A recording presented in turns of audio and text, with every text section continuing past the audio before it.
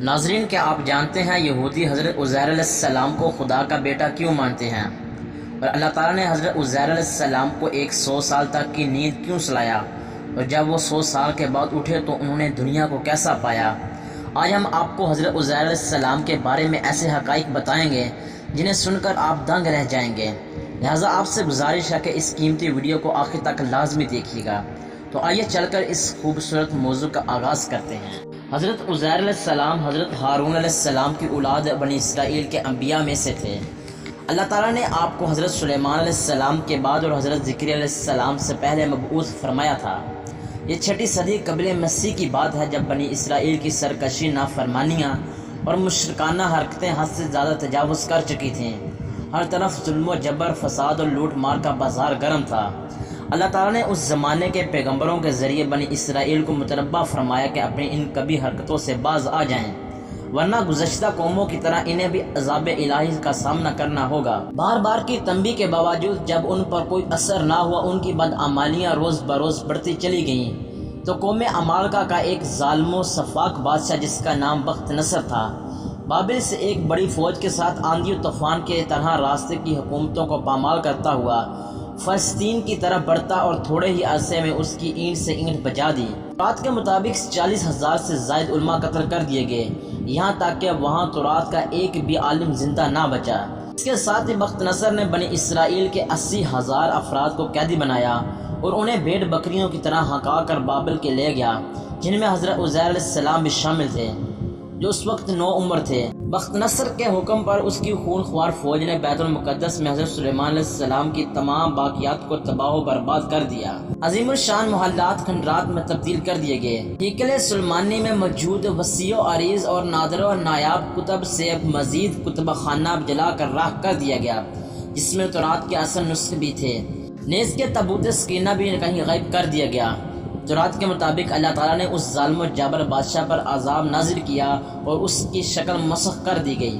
حضرت عزیر علیہ السلام ایک طویل عرصے تک دیگر اسرائیلیوں کی طرح بابل میں قید رہے، اور پھر اللہ تعالیٰ نے 40 سال کی عمر میں آپ کو منصب نبوت سے سرفراز فرمایا۔ جب کسی طرح حضرت عزیر علیہ السلام بخت نصر کی قید سے رہا ہوئے تو ایک گدھے پر سوار ہو کر اپنے شہر بیت المقدس میں داخل ہوئے۔ اپنے شہر کی ویرانی اور بربادی دیکھ کر ان کا دل بھر آیا اور وہ رو پڑے۔ چاروں طرف چکر لگایا مگر انہیں کسی انسان کی شکل نظر نہیں آئی۔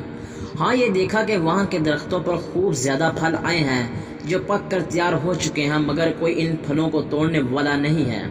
یہ منظر دیکھ کر نہایت ہی حسرت و افسوس کے ساتھ بے اختیار آپ کی زبان مبارک سے یہ جملہ نکل پڑا کہ اس شہر کی ایسی بربادی اور ویرانی کے بعد بھلا کس طرح اللہ تعالیٰ پھر اس کو آباد کرے گا؟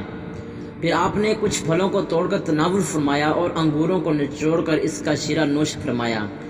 پھر بچے ہوئے پھلوں کو اپنے جھولے میں ڈال لیا اور بچے ہوئے انگور کے شیرہ کو اپنی مشک میں بھر لیا اور اپنے گدھے کو ایک مضبوط رسی سے باندھ دیا، اور پھر آپ ایک درخت کے نیچے لیٹ کر سو گئے، اور اسی نیند کی حالت میں آپ کی وفات ہو گئی۔ اور اللہ تعالیٰ نے درندوں، پرندوں، چرندوں اور جن و انسان سب کی آنکھوں سے آپ کو اوجھل کر دیا تو کوئی آپ کو نہ دیکھ سکا، یہاں تک کہ 70 برس کا زمانہ گزر گیا تو ملک فارس کا بادشاہوں میں سے ایک بادشاہ اپنے لشکر کے ساتھ بیت المقدس کے اس ویرانے میں داخل ہوا اور بہت سے لوگوں کو یہاں لا کر بسایا اور شہر کو پھر سے دوبارہ آباد کر دیا۔ ان لوگوں نے نئی نئی عمارتیں بنا کر اور قسم قسم کے باغات لگا کر اس شہر کو پہلے سے بھی زیادہ خوبصورت اور بارونق بنا دیا۔ جب حضرت عزیر علیہ السلام کو پورے 100 برس وفات کی حالت میں ہو گئے تو اللہ تعالیٰ نے آپ کو زندہ فرمایا، تو آپ نے دیکھا کہ آپ کا گدھا مر چکا ہے اور اس کی ہڈیاں گل سڑ کر ادھر ادھر بکھری پڑی ہیں، مگر تھیلے میں رکھے ہوئے پھل اور مشک میں رکھا ہوا انگور کا شیرہ بالکل خراب نہیں ہوا، نہ پھلوں میں کوئی تغیر نہ شیرے میں کوئی بوباس یا بدمزگی پیدا ہوئی ہے۔ اور آپ نے یہ بھی دیکھا کہ اب بھی آپ کے سر اور داڑھی کے بال کالے ہیں اور آپ کی عمر وہی 40 برس ہے۔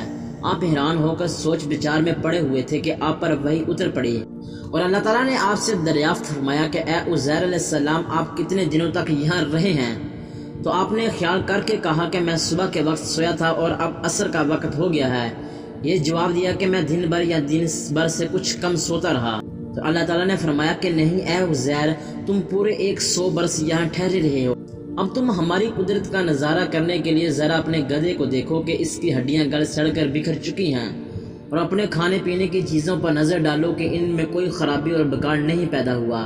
پھر ارشاد فرمایا کہ اے عزیر، اب تم دیکھو کہ کس طرح ہم ان ہڈیوں کو اٹھا کر ان پر گوشت پوست چڑھا کر اس گدھے کو زندہ کرتے ہیں۔ چنانچہ حضرت عزیر علیہ السلام نے دیکھا کہ اچانک بکھری ہوئی ہڈیوں میں حرکت پیدا ہوئی اور ایک دم تمام ہڈیاں جمع ہو کر اپنے اپنے جوڑ سے مل کر گدھے کا ڈھانچہ بن گیا، اور لمحہ بھر میں اس ڈھانچے پر گوشت پوست بھی چڑھ گیا اور گدھا زندہ ہو کر اپنی بولی بولنے لگا۔ یہ دیکھ کر حضرت عزیر علیہ السلام نے بلند آواز میں یہ فرمایا، میں خوب جانتا ہوں کہ اللہ سب کچھ کر سکتا ہے۔ جی تو پیارے معزز دوستو، یہ تھی ہماری آج کی ویڈیو کیسی لگی کمنٹ کر کے لازمی بتانا۔ اگر ویڈیو اچھی لگی ہے تو ویڈیو کو لائک کرتے ہوئے اپنے دیگر دوستوں کے ساتھ شیئر لازمی کیجیے گا۔ ملتے ہیں نیکسٹ ویڈیو میں، تب تک کے لیے اللہ نگہبان۔